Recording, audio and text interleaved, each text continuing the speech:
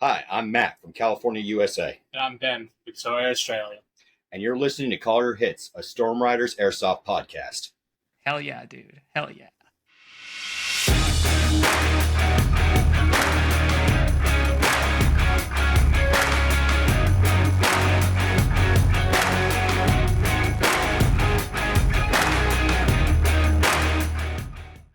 Thanks for joining us, everyone. My guests today, as you heard, are Frosty and Matt, both regular guests of the show, but never before at the same time. Well, it's usually Frosty, hard because we're like entirely, literally around the world from each other. exactly. Frosty's currently in California with Matt as they're getting ready to make their way to Perry, Georgia for American Milsim's Ironhorse 6. If you listened to the show before, you know this is an event we've been gearing up for several months now, almost a full year. And there's 24 of us attending, two squads of the Storm Riders Foreign Legion. And the two guys with me here on the podcast, they're the first ones to muster, I guess. It's probably the right word. So in this episode, we're going to be talking a little bit with Matt and Frosty about how they've been preparing for Ironhorse, what they've been up to the last little while, especially since Frosty's been in the US. And of course, we'll be talking about Ironhorse itself. And so as you heard in the intro, and as you know if you listened to the show before, Frosty is from Australia, where airsoft is not legal. So he always have to travel to play. Typically, that's to New Zealand. He doesn't actually go all the way around the globe, basically. But for those who might not realize, because Australia is in the Southern Hemisphere, it's currently winter there, which means that not only is Georgia going to be hella hot, but it will be especially hot in comparison. So, Frosty, I guess my first question for you is like, what was that sort of shock of the heat for you like when you landed in California? And sort of what have you been doing to try and get ahead of it? Well, when I landed in San Francisco, where it's actually a lot colder because it's by the coast, I guess. It was Okay. basically the same temperature as when I left. Uh, but then when I got on a train and headed over to Mats, which is further inland, oh god, it was so hot. Um, but it's a dry heat, which is a lot more bearable. Uh, Yep. One of the things I said to Matt was his sun feels a lot different to Australian sun. I don't know why, but Okay. it's a lot as much as the sun can be. It's kind of chill. It's Okay. not as painful on the skin. But no, it's been good. I've acclimated pretty quickly, and Matt does a great job of keeping his house quite cool as well. Okay. And I'm sure he's keeping you well hydrated as well. He doesn't need to. I'm doing it myself. Oh yeah, dude. Every time I look at him, he's got his. It's But legitimately like three a bottles right next to me. rectangle flask thing. We got an empty bottle. We got an empty bottle. We got an empty cup. And he and I are both working on root beer floats now because it's another 100-degree day right now. So we're keeping cool. Yeah, and I mean we've been talking on the Discord in the Iron Horse Prep channel a lot about like hydration and heat acclimation and stuff. I guess for you, Matt, like this is probably going to be a comparable heat level in terms of like the actual degrees, but the humidity, of course, can be different.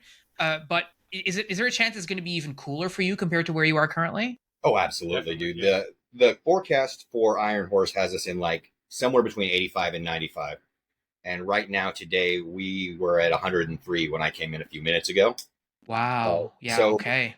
the humidity will probably make up for it. But as far as like the just the temperature, I'm not at all concerned. We actually went and we played on Saturday for a couple of Hmm. rounds, few hours, just to make sure that we were we had a good sweat response, that we were all right to handle the heat, and also some basic communication and stuff like that we needed to nail down. Which field did you go to? Did you go to CQB City? We went to All Patriot. CQB Okay. doesn't have an air conditioner, and that warehouse can get a bit like an oven in there. Oh, that's fair enough. So I'm curious, Frosty, for you, how was the airsoft at All Patriot compared to what you'd experienced in Australia? Or in New Zealand, I should say? Was it similar? Was it very different? Like, talk about that a bit. Well, obviously, there's different fields, but the one we went to, initial thoughts, it was kind of small almost. Like their little reception area is just in a shipping container. Hmm. Whereas obviously anywhere in New Zealand I've been to, it's a storefront and everything as well. Whereas this field was just two shipping containers. One was actually the field owners themselves, where you do all your registration and whatnot. And then a separate company had their own shipping container, which was an on-site store, and they sold their gear. So together they both sort of pay for the rent of the field, I guess, is what they were sort of explaining to me. But Okay. as far as players go, everyone was super chill. Uh, there was no airsoft freakouts that you see online. But everyone was pretty welcoming. No one really questioned anyone. You got some diverse kit. You got guys wearing black. You got teenagers. You got old dudes with grey beards. Pretty much what you expect. As far as gameplay goes, not many people was as aggressive on how they pushed as I imagine. I Really? definitely think we go harder in New Zealand. I don't know if it's just because we spend 12 months building up that pressure, whereas these guys just the weekend. But no, there was a lot of times where I really questioned a lot of what the other players are doing, thinking, why isn't this guy moving? Or why are their shots so inconsistent? So it was different, that's for sure. In terms of like the kits as well, did you find like it was is more scattered than what you expected, perhaps, or what you had experienced before? Like, how did that, or like the diversity as well of like the equipment that was available? Was it similar, or have you experienced similar? It was pretty much the same. The kits were pretty much the same we see in New Zealand. Obviously, some change in camouflage, but no. What was actually quite impressive was we went to the local e-bike store, and just the variety of things they had, like plate carriers, was insane. Because I've only ever seen 4 to 5 styles of plate carriers, and you don't even ever want maybe 2 of them, because the others are just hot garbage. But going to e-bike and seeing an entire aisle just plate carriers really, I guess, broaden that perspective of what we're missing out on. Yeah, that's fair. And Matt, I've got a question for you in just a second, but there's one more question I have for Frosty about this, because this is in a way that I'm feeling as well. And it's sort of like the big fish in the little pond syndrome. So I wonder, when you were going to Cali and you were going to play airsoft, did you have this feeling of like, oh, well, I'm just a guy from Australia who's played airsoft, like 20 times in my life. There's no way that I'm going to be as good as some of the players who are going to this field. Like, did you have that sense? And how did that shake out in reality once you actually hit the ground? No, I think I'm pretty confident with my ability in a lot of airsoft situations. Although normally I'm not. I often look back at how I play and I go, yeah, I've done this right. I know what I'm doing half the time. What I was expecting, though, was to learn more from other players. Whereas we didn't play for too long because it was hot, and then we had lunch break and it wasn't worth sticking around. But I was expecting to sort of pick up on a couple things that I'd never thought of from some of the other players, but I didn't get that. So I guess, Matt, my question for you is sort of like the reverse question is, so you got this guy come to play airsoft with you who you've heard on the podcast, you talked about on Discord and stuff, but you've never actually seen him play. And in your mind, he's only played airsoft like, 20 times or whatever. How good was Ben compared to what you might have expected, perhaps? And I'm not asking you to throw him under the bus, but just talking about that, because I think there's a difference between hearing how people, and that is a big concern of mine, hearing how people talk about airsoft and how they actually play when you hit the field with them, right? So I'm just curious, how did that line up for you? I find play is less a matter, or like a certain level of play is less a matter of experience and more of your personal mindset. His mentality, right? Like you say, you only, he goes once, twice a year to play airsoft. But when he does, he goes for 6-7 days in a row. And he does airsoft for that whole time, which is nothing like I or you or anyone here has ever done. I'm assuming for you, because I think you probably would have brought that up. You had played a week straight. So he has a lot more experience, than you would guess, just based on the fact that, he's played twice a year. But really, he played 14 solid days in a year, whereas I might play 20 open games, which would be like a 6-hour thing, right? So overall playtime, he plays the same as any normal dude, like any airsofter. The things I did see differently that I wasn't necessarily, I wasn't expecting, but I guess I should have, is that he, and I hate to say this, like with you here, just sorry, but a lot of his kit is very Hollywood. Like his mags are spread out all over the place, and it looks super cool when he goes for a magazine on his back for a reload. And I'm like, well, bro, you got room on your belt. There's a lot of stuff like that. You can tell he's practiced with his kit, that he's done what he can where he is with what he has, right?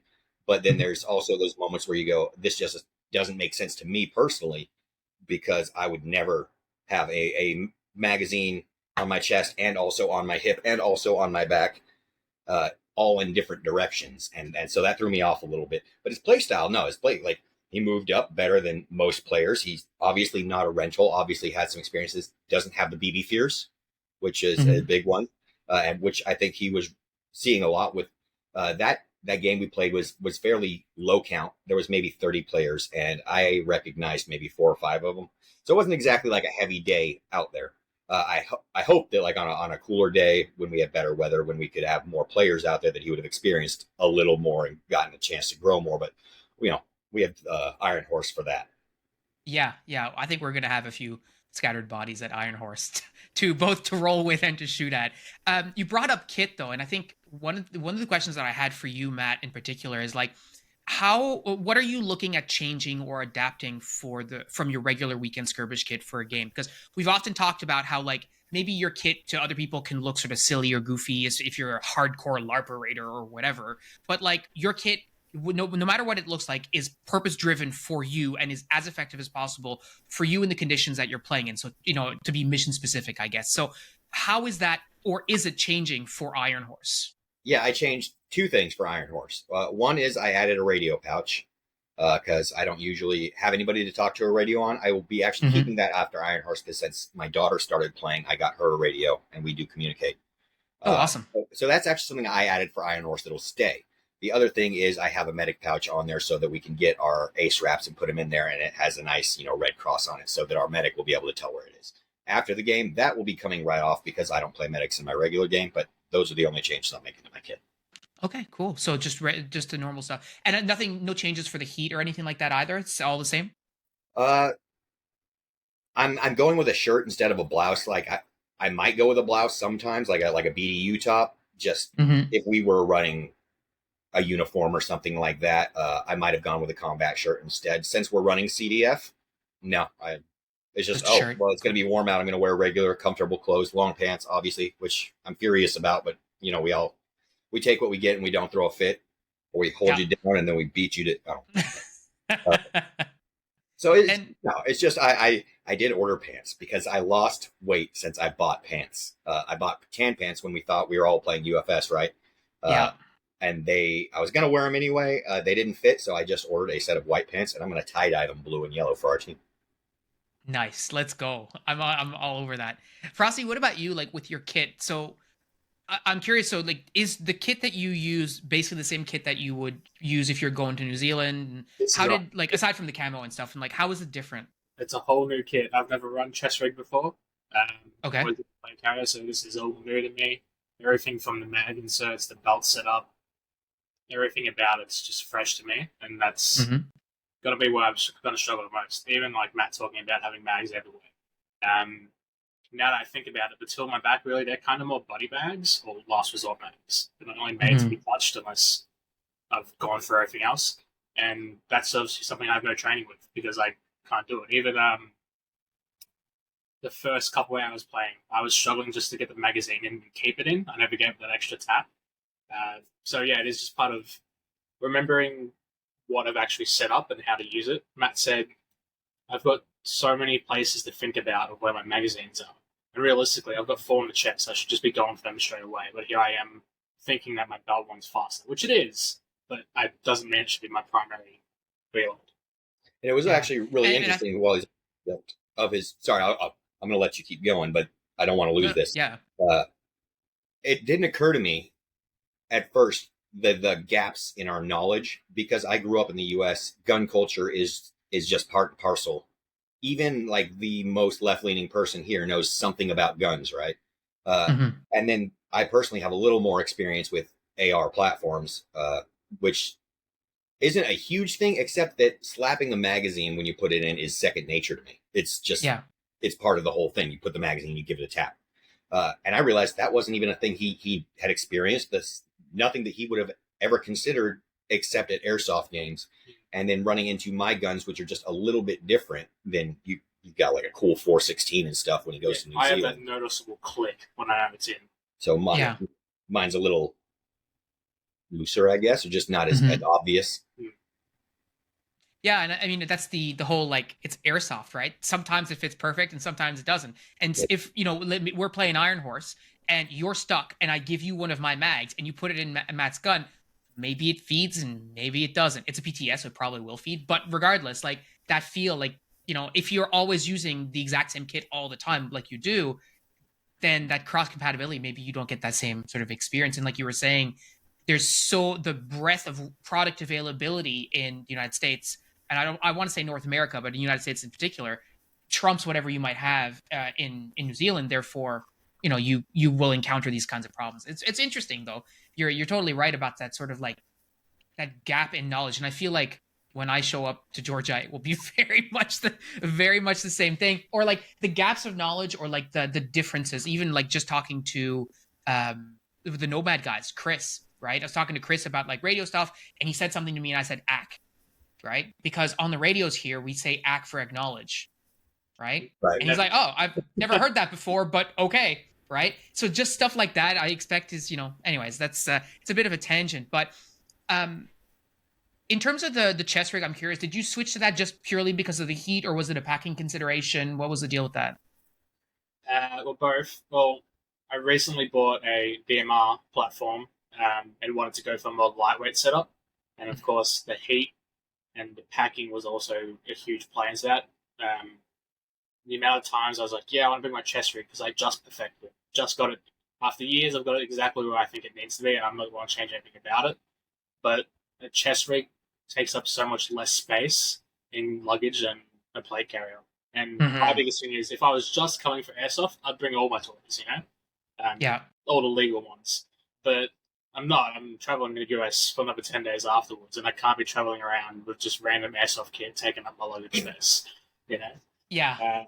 Yeah, I mean, that's you made a good point. That's not something that, if you have a really good night, that's not something you want to have to explain to company when they're like, why do you just have a pistol belt hanging out of your luggage? Yeah, exactly. Yeah. So let's move forward a bit to Ironhorse itself, because I'm curious for you guys. I mean, I correct me if I'm wrong, Matt. You haven't played that AO before, right? Oh no, dude. I've played a few. I'm starting to think of myself as a more traveled airsofter, but no, there's so many different venues that you want to get to in life, and I've got time for maybe one or two different venues a year. Right. So I guess, Frosty, if you're anything like me, and I believe that we are similar in this way, you probably have been like obsessing over pictures of the AO and like the Google Maps satellite views and all this kind of stuff. I've been looking at videos of just gameplay from the last two events. Yeah. What are you most looking forward to at that AO? I don't know. Concrete, really? I've never played on the only building I've ever played in is a warehouse, which is still just full of random plywood structures. So to see actual asphalt ground, random cars, buses, debris, windows and doorways, more than you can count, surrounded by hundreds of sweaty men in kit, sounds very exciting. I'm excited to see what Guardian Center itself has set up for its training, like the flooded houses and all that, the tunnel system. Just that all this diversity in such a small area will be quite interesting. What about you, Matt? I expect that stuff like this would be familiar to you from probably your, you don't call it BMQ, but like your training days, I guess, in the military. You would have experienced MOUT. Is that what you call it in the States? Yeah, MOUT.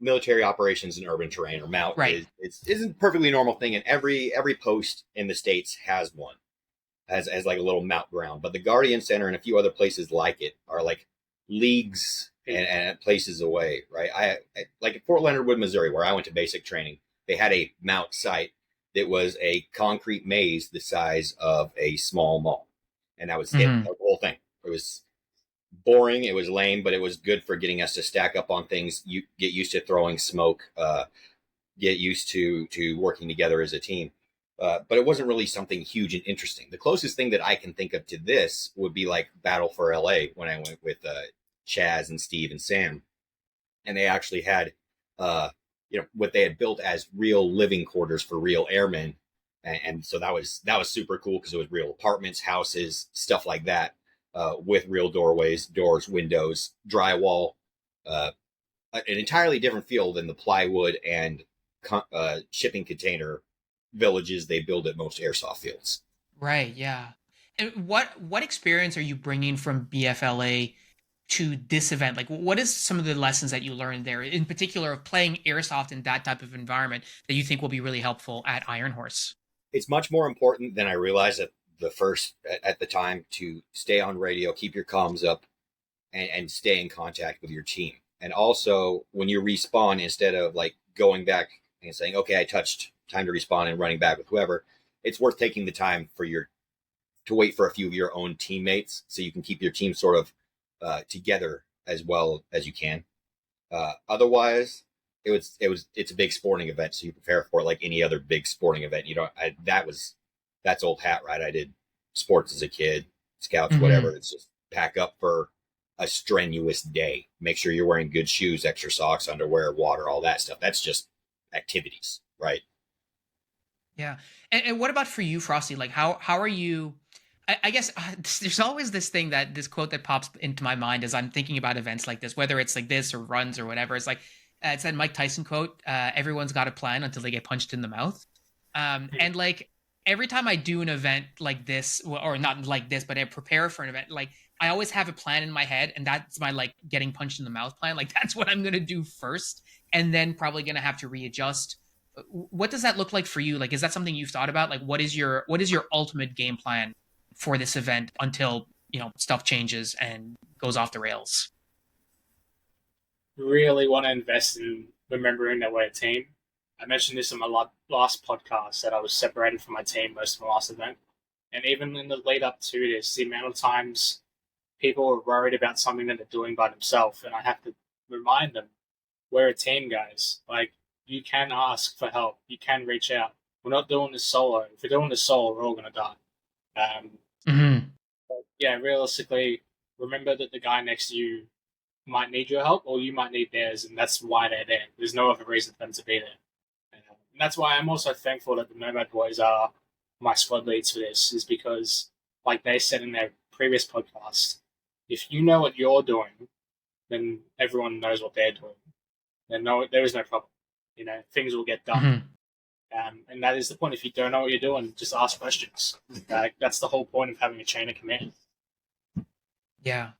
And I think, we've done a pretty good job at trying to be as educated as possible as a player base, to make sure that like everyone's read the op order, everyone's read the documents, like we all understand. We've attended the meetings with command, so we're not going to disclose anything of the secret squirrel stuff or whatever. But like I think we're doing a good job of that. So I mean, it's a fair point. It's funny that you say that. Well, someone, it's okay to ask for help. As far as I remember, you're their medic, so people are going to be asking you for help a fair amount of time, right? I'm designated grenadier at the moment. Oh, okay. Yeah. All right. I thought you were the medic. That's my bad. You might still get the card eventually, but yeah, we'll give it a crack. See what it's like. How many grenades are you going to be throwing, do you think, at this event? So far, I've bought 11 tags. I have 4 smokes, and I'm hoping to get another 5 EGs off slide blow. So 16 grenades and 4 smokes, 20 in total. We should start a betting pool. Like an over/under. How many grenades is Frosty gonna throw? Well, I can't take him home, so I'm throwing them all. Hey, dude, if we run into Sunday and I've got more than 10 grenades, I'm gonna start throwing grenades before I pull trigger. Yeah, I think that's a good plan. Obviously, like the heat is a big concern for the event itself. So we've talked about the heat back and forth. Bless you. Yeah. Start that again. Obviously, the heat is a big concern for this event in particular. Like I said in the email to the team, like Georgia heat is no joke. If you're Canadian like myself, you definitely have never experienced heat like this. Outside of, I've experienced it when I was on a beach in Mexico, but all I had to do there was drink beer. So this is not exactly the same thing. What are some of the strategies that you've adopted in the lead up? We talked about hydration and stuff like that, but is there anything in particular that you did or are doing in order to get ready for that in particular, Frosty? Hydration. As much as I feel like we've hit a few roadblocks in the planning for Ironhorse of things that didn't go the way we wanted, a lot of it has just been sort of unforeseen blessings, like changing from a camouflage team to now just civilian. All my t-shirts I'm going to wear are just going to be activewear tops. It'll be breathable rather than a combat top, which is still breathable but has all this extra unnecessary stuff on it. So really, yeah, it's just sort of looking at kit and knowing where that line is between still looking cool, because it is a fashion show, and actually just feeling cool from the weather. It's fun like that. Yeah, you actually, I think that is on his point, and feeling cool. You asked me about my shark teeth a little while ago. Because for me, that's my thing, right? Is I think this is super cool that we changed because as I discussed at BFLA, I like spreading my costuming wings a little bit. I'm enjoying the planning, deciding. I ordered Storm Riders 4 and Legion shirts. It's to wear instead of, having a BDU top. Everybody wears BDU tops, bro. I'm going to have something cool on. I'm enjoying that a lot. And then I got myself a new mask and like painted it blue since when am I ever going to wear a blue mask outside of that? But I'm leaning into it, dude. It's going to be a great time. Yeah. So, Frosty, what else do you have planned, or what have you done aside from outside of airsoft since you got to the U.S. that you were looking for? As Matt is a tour guide, I'm sure you had some good times. Is there anything in particular that you wanted to share? I mean, all the food's been pretty good. I can't stop thinking about food, which is not a great thing, but here we are. But no, we went up to some Californian cabins yesterday, which was really cool. Never been in a cave before, so that was neat to be underground. And it was really nice to get out of the heat as well, because the caves are like 55 degrees. So it was really chilly in there. And we also sort of use it as our training for the tunnel system at Ironhorse. Even like in the house, the lights are all off. So if we're outside in the blistering sun and we come inside, we're now blinded because everything's just dark. So it's interesting to see how that's going to play out at Georgia as well, going indoors. Which I really enjoyed that trip up because it was also the first time that he ever saw a squirrel, which I got to witness. And let me tell you, I didn't think that was something I was going to enjoy, but like the first time somebody sees a squirrel in their life and they've never seen one, dude, that was awesome. I can't tell you how bad. We were driving home for me picking up from the train station. He goes, "Is that a cornfield?" And I'm like, "Yeah." And he's like, "Never seen a cornfield." And I'm like, "All right, dude, yes, let's have it." That's awesome. So what are some, like, when I think about like airsoft in particular, we talked a little bit about like training gaps and stuff, and I want to come back, like, what are some of the skills or some of the knowledge that you're looking to pick up sort of either between now and Saturday, really, and perhaps even after, like if you continue airsofting while you go into the US, like what are some of those skills that you're really looking to sharpen or pick up on? I guess just sort of see things from people who, like Matt or like the Nomad Boys, who are veterans, what they've picked up in the military, and I guess also from at least both a decade playing airsoft. Because a lot of the guys I play with in New Zealand are either not veterans, or if they are, they don't talk about it too much. Or if they do, it's usually just the funny stuff, nothing to do with actual tactician. Or as far as airsoft, as much as we do go hard, we're all just sort of goofy with it. It's sort of a, hey, I'm going to go do this and see if it pays off. And if it pays off, good. But there's really no thought process behind it. So to see, especially with going to Chris tomorrow, he's telling me on the Discord, I'm going to run you through these drills. I was like, okay, what kind of drills? He's like weapon manipulation stuff. I'm like, all right, sure, I'm down. These are things that you can only find on the YouTube, and everyone does it differently. So to see it in person and see how it works for other people will be, I think, more beneficial. It was kind of cool the other day when we were getting geared up, when we started doing ready ups, right, and reload drills, and then it was interesting to go through it and be like, oh, well, here's this spot where you're doing this thing, adjust slightly, and like instance later, specifically that slapping thing was, I was watching him and he's like, why isn't it going in? He'd put it up and be like, oh, dude, just slap it.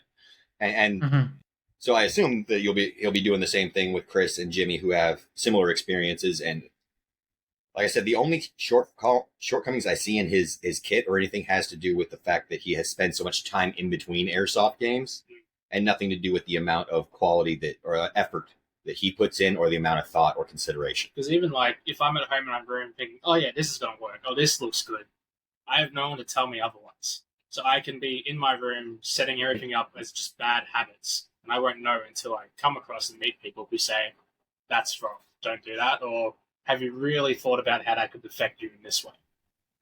Or even worse, to have it fail on you while you're using it too. Yeah, exactly. Like I know I've had that experience with, you put a piece of kit on your person or on your kit or something, and it's new and it looks great, it looks fine. I did this, I had a dead rag one time, that's on like a little pouch. And I had the pouch on my carry or whatever, and I went to pull out the dead rag, and I just hauled the whole thing out, and it came right off my carry. I'm like, okay, well, this is obviously not what I need.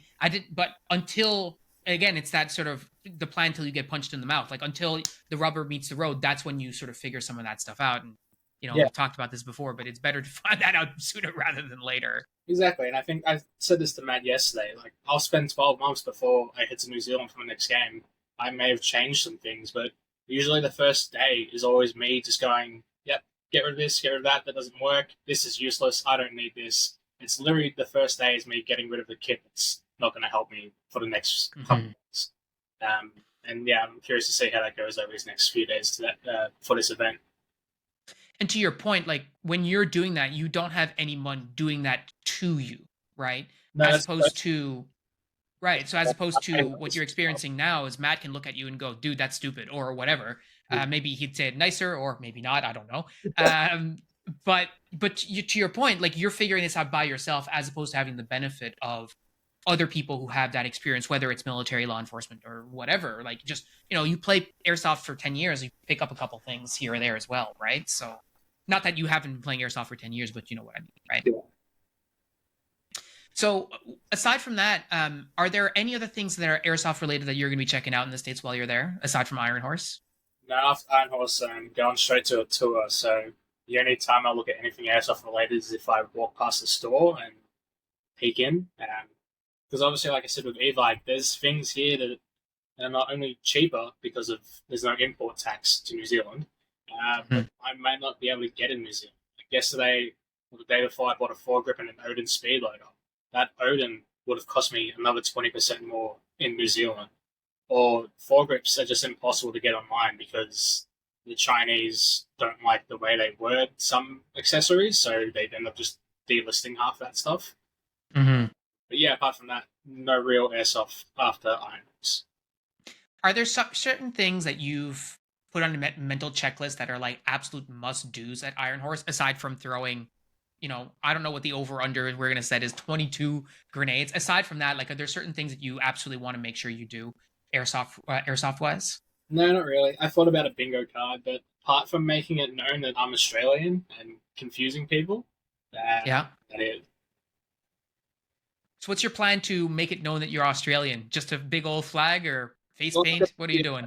I've got a, I think they call them glory flags, on my back, which I was a bit skeptical about, but I'll leave it for now and see. But yeah, there is a big Australian flag rolled up on my back, and then I think I'm wearing 4 Australian patches somewhere. And of course, I'm just going to have to heavily lean into the accent until people start questioning, why can't I understand this guy? Instead of like frag out, you just cracking. Yeah, exactly. Yeah.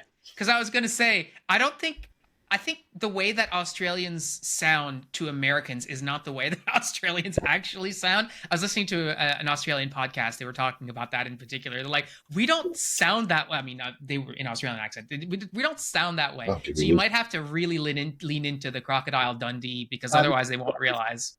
Yeah. That, and I think I will have my Australian lollies with me. So when we down a player, I will offer them. And well, see, just the fact that you're offering them lollies instead of candy is a huge giveaway right there. Which I had a lolly the other day for the first time. That was great. It was fruit? That's fruit hilarious. Fruit tingle lifesaver, something I'd never had before, like a big fizzy candy. It's great. Big old chalky thing. So this is going to be a pretty insane event, I think. Just the sheer numbers is one thing. Like, I think even Matt, is this the biggest game that you've attended or will have attended? BFLA was obviously large, but this is like a different thing, right? That was just a big frickin' skirmish. And then like the more hardcore games I've been to, like Galactic Civil War, were much smaller scale, like 200 players, right? And we're calling this a small scale thing, and it looks like we've got about 500 tickets sold. For Ironhorse? Yeah. I think it was 50. Let's see, he's paying closer attention to me. So yeah, this will absolutely be the biggest game organized at this amount that I've been to. And spending a lot of time talking or watching the command chatter as well from like Rich and stuff, like there's a lot of organization that's going around into actual strategic thinking about how are they going to utilize these assets, because my understanding is that we're outnumbered, number one, And so a big factor of us being successful is going to be how our resources are utilized throughout the day and how we're drawing up battle lines and doing all kinds of stuff that I have no concept of how that works at that sort of tier of leadership. But and I'm guessing like this is new to all of us, right? Like that level of, well, I mean, in airsoft clearly is new to all of us in terms of how we're organizing ourselves and how we fit into this larger picture. Even Frosty, I don't know, like your games in New Zealand, if you have that sort of level of command structure or no. But I know for me, I mean, no, we don't even have enough players to do anything like this, so that's sort of a moot point. Yeah, well, I mean, we don't have a huge, nothing like what we're doing now. It's the command structure not that big. Usually, we'll just have game command, which will be one or two people, or one person with help from a couple others, and then in the past hour, we'll have one general on each side, maybe two. I think is something we've been trying, and usually people in those positions are just able to understand what command's saying and then pass it down the line. Yeah, I think it's pretty simple. It's I don't know. A lot of our games are pretty much just go to this place and shoot people. There's not much thinking about it. If you see people while going to the place, shoot those people. And if you're leaving that place and you see people, you shoot them. It's about right. Yeah, and so at BFLA, did you have, because this one there's multi layers of objectives, right? It's like it's area control, it's like retrieving servers, retrieving SAM sites, capturing like intel, I think is another one, and then of course like capturing the capture points. Like, is that the same? Was that the same way at BFLA, or was it more? No, that was actually it was. I hate to say anything bad about anybody, but that was actually a huge gripe I had with BFLA, right? Was that we had this huge 600 player game, this enormous AO, and we played 2 solid days of King of the Hill, or whatever you call it when you have like 3 to 5 capture points. But that's all. That was all there was. And honestly, like, dude, halfway through the first day, we're like, we have all the capture points, and it's like, now what? Right. So no, like nothing like that. And like even as you were saying, like the experience outside of airsoft, modern militaries don't work on the scale we'll be working on there for like single operations in my experience that I've ever been a part of, right?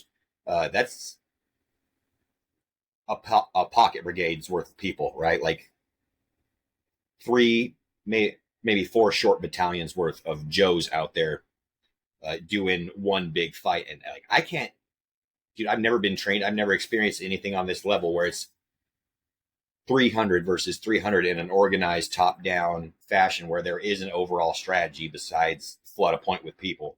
And I'm actually really looking forward to that.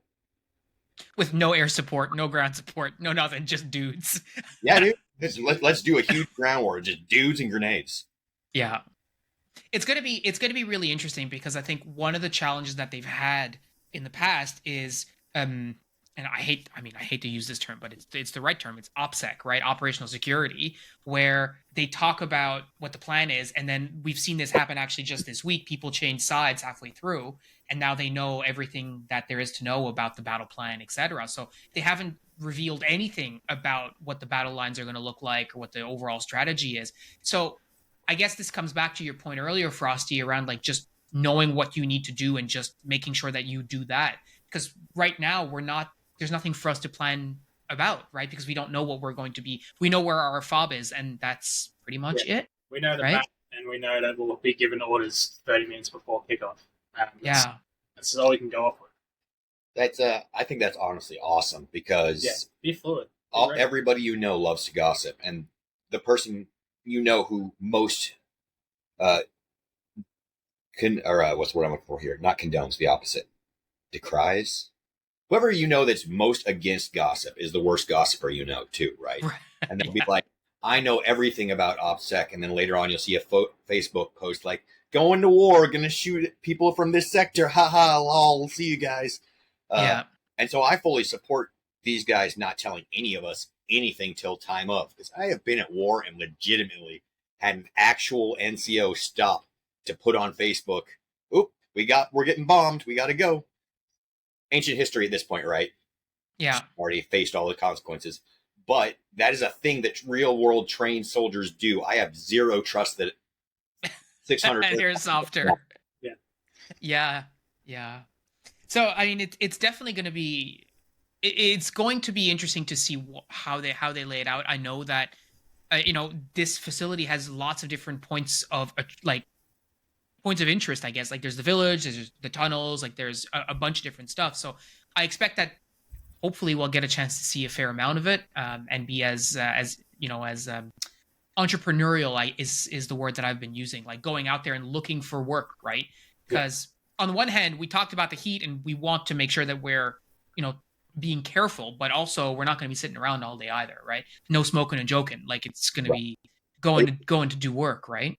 Like we could have all paid a lot less money to go just sit in Arizona in a circle for 12 hours and boil. Yeah, exactly right. So I guess really all that's left to say is that we're really excited. Like it's going to be. Firstly, I mean, I don't know about. I mentioned earlier, Frosty. I don't know, but I'm definitely like there's a nervous excitement too. Like I want to do well, right? And I guess the thing is I've never been tested at this level before, but I'm relieved. I was talking to Jordan a little bit earlier, and he was saying, "Man, I've never played an AMS game." I'm like, "Yeah, neither have I." So I think we're all approaching this from a different but also similar, similar level of experience, I guess is the word I'm looking for, right? With respect to this exact type of game. Like I don't, aside from Chaz and Sam who've played this AO before, I think most of us, this is going to be first time, taking a kick at the can here, right? Yeah, well, as I was saying to Matt yesterday, not just, people who haven't done any Milsims. You got people like Zippy and I think September and Rook who have, I don't think, ever done anything more than 40 people at a game, maybe. Well, I know September and Rook, all they do is backyard ball. Exactly. That's We're going to be teaching them stuff like the very first time they see an enemy besides each other is going to be at that game. Yeah. Yeah. And so I guess what is your plan, Matt, working with players like that to pass that knowledge on as quickly and efficiently? Because I mean, we're not going to have a tremendous amount of time to be doing that, right? And I don't think we're going to be doing that much at the cookout. At least is not my intent. That doesn't matter what your intent is. We're going to be a bunch of nerds with costumes sitting around. That's a fair point. Hours. And my experience in the past in SCA, in Mandalorian Mercs, and many other costuming things I've done is even when you're not planning to, there's going to end up with half of us with our gear on, just standing around the barbecue comparing stuff because once we get together, that's how it's going to be. I'm not worried about Rook and September's gear at all because there's 22 of us who do know a little bit more and can go, no, right? Yeah. And I'm honestly like not worried about anybody's kit because we're all going to shake out together. And if there's something that I somehow missed in all my years of airsoft, I don't think that 20 other dudes with just as much experience are also going to miss it or anything like that. So I'm super confident about our team's. Like, as long as we can maintain esprit de corps, as long as we can maintain morale and like a unit cohesion as a team, I don't think we're going to have any issues because even like the newest guys are going to know that they're new, that they're part of our team, and I don't foresee any of them being an issue. If we're like, hey, turn your rifle this way, point it like this, do that. I don't see it being an issue for anyone, honestly. We all get along well enough in the Discord, even when we're butting heads about things. But I think we're gonna be okay as a team once we glom together and like just see each other and spend a little time together. And this is a hot point I have in the Discord, and it annoys me. Sometimes it'll come up and people say, keep this channel clear for Ironhorse. And I want to be like, guys, every time the Ironhorse team talks to each other, we're building esprit de corps, we're building morale, we're getting to know each other better, right? Ben and I have spent the last 3 years talking about airsoft on and off.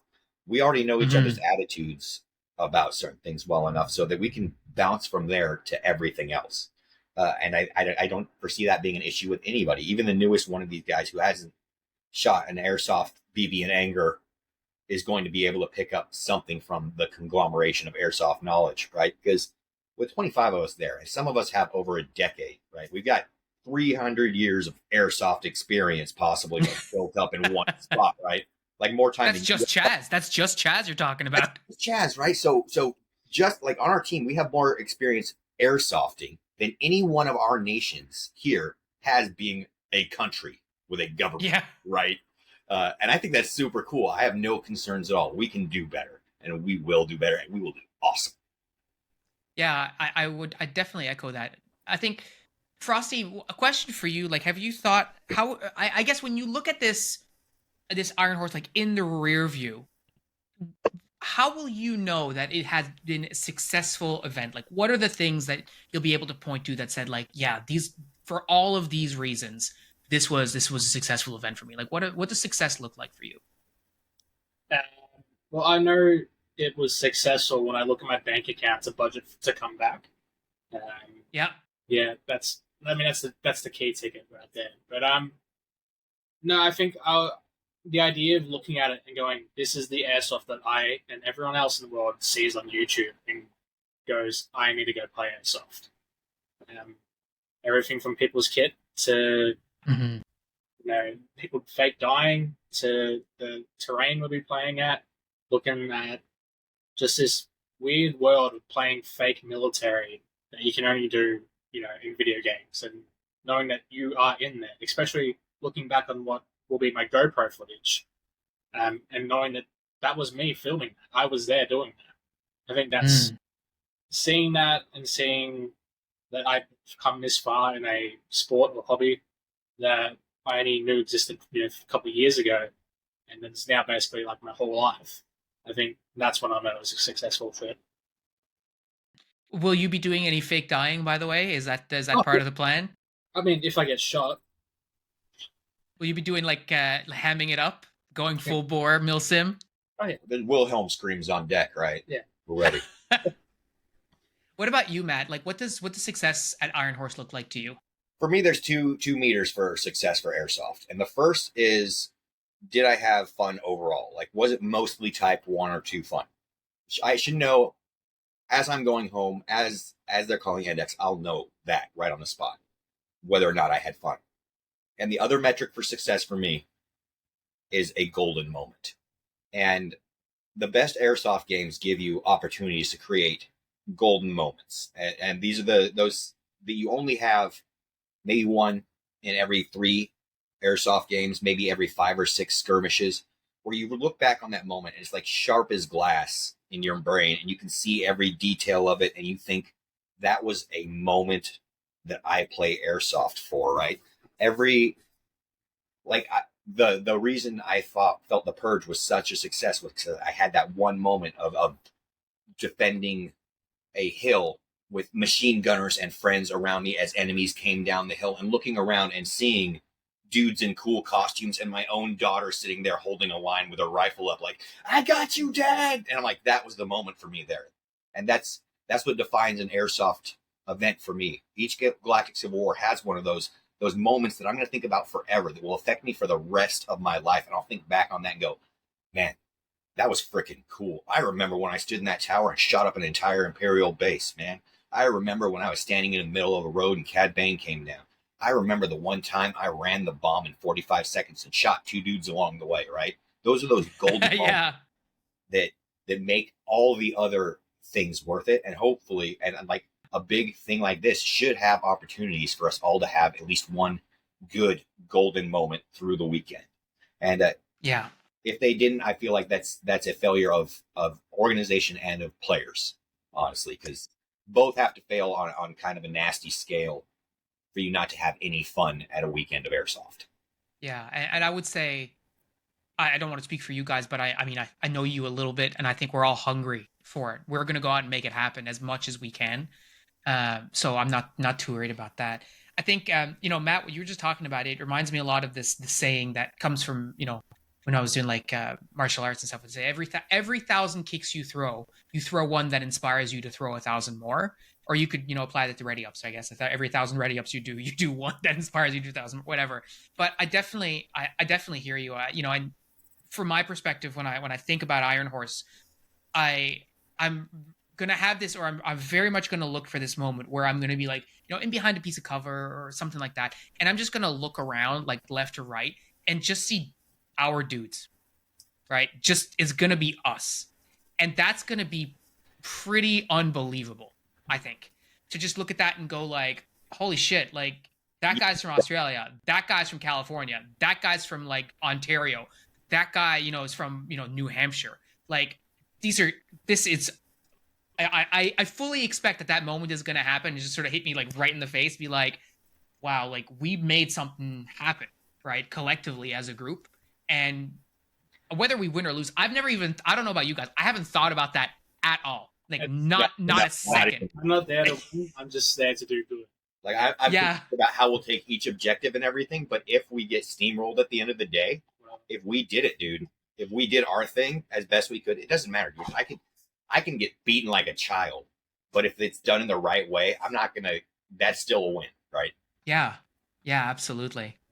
So I mean, it's pretty unbelievable that after 8 months of planning and stuff, it's finally here. And I was talking to Jordan a little earlier, and I as I finished the call with him, I told him, I'll see you on Friday, and like I was like, whew, this is, and I mean, same thing for you guys. Like I'm gonna see you in like 3 sleeps, right? 4 sleeps, which is pretty unbelievable. It's crazy to think about. I'm going to drop him at the airport tomorrow, and then I have 2 nights to sleep before, and that's it. I'm sleeping tomorrow night. I'm sleeping Wednesday night. Thursday I fly out, and that's crazy to think about. That's it, dude. It's this weekend. Yeah. But, like, you need to be proud of yourself because that's 25 freaking adults that you got to set aside what they were doing to go hang out in one place and scheduled it so that we would all be there, right? I mean, you're not in charge of the schedule, but you inspired all of us enough that we wanted to come together and play as a team. And I think you need to realize that you did that, and I'm super proud of you. I'm so happy for you, dude. Well, I'm very glad to hear you say that. Although it's really a group effort. Like we have such an amazing community, and I think the thing that really blows someone's mind is John, actually, because John, this all came from an offhand comment that John made, being like, Phil, do you want to go play Ironhorse? And I was like, yeah, let's do that. And I totally called him on, and he's like, okay. And so whenever I talk to him, because he's a Luddite and he's not on the internet, and I say to him like, oh, there's 25, 26 people who are coming if you include Todd, who's going to be there with us. He's like, what? Really? I was like, yeah, dude, that's what you caused. Congratulations. So yeah, well, boys, I'm going to see you on Friday. So that's all I've got to say. That's everything for us this week. Thank you so much for listening, everyone. Thanks, Ben, Frosty, and Matt for being here. You guys are awesome. I can't wait to meet you in person, to shake your hands and give you a hug if that's in the cards on Friday. And we're going to roll some bodies at Ironhorse on Saturday, and I cannot wait. All right, dude. We'll see you a couple days. See you soon. All right. Thanks for listening, everyone. We'll talk to you soon. Take care.